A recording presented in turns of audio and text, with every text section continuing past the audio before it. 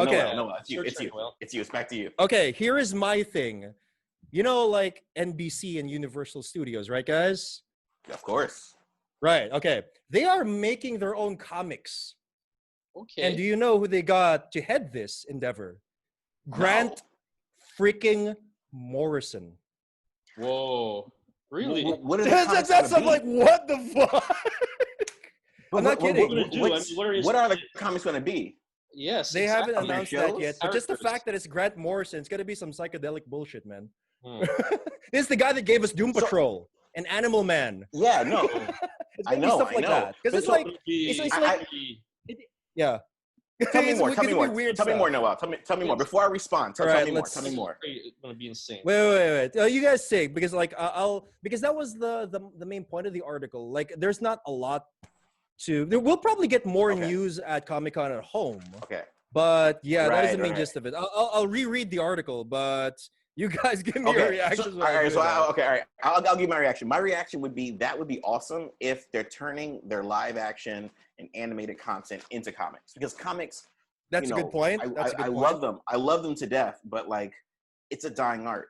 And if they could inject life by bringing already successful franchises that are completely removed from comics into the comic realm, because it's always been the other way around. It's been mostly shows that do well, are mined from comics. Okay, but there needs to be, and then comics typically are like, they do a live action show and then they take that live action show and they make it into the comics. Like, they introduce characters from shows back into the original zeitgeist.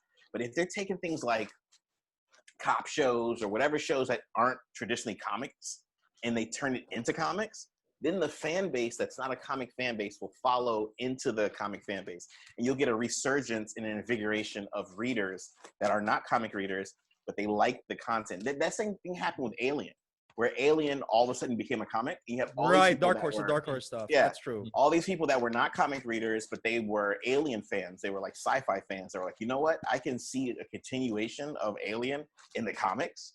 So a lot of people, that were sci-fi aficionados and hardcore sci-fi people became comic book readers. So I think that would be a good sort of like niche market for them, and to test out different storylines. Yeah. So like, I'm rereading the article, Fred, and you're absolutely right. You got it right. It says here that they are specifically making the comics to make into content for the future. The first comic that they're confirmed to make is called Protector Valley Road. And it's about a group of teenage girls suspected in the disappearance of teenage boys in 1964 California.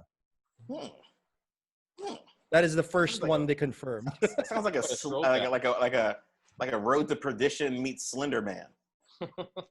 I don't know. It's Grant Morrison. It's gonna be weird, man. Oh, it's called UCP Graphic, because UCP for Universal Content Productions Graphic, and it says here they're tied up with Boom, because they're using Boom's publishing resources to actually publish the comics. But it's gonna be branded as Universal.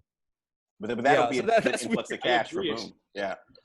In any case, it should definitely. Yeah, that's like a comics before it hits the animation department, because it's going to need to find a niche and you see that with novels further growth.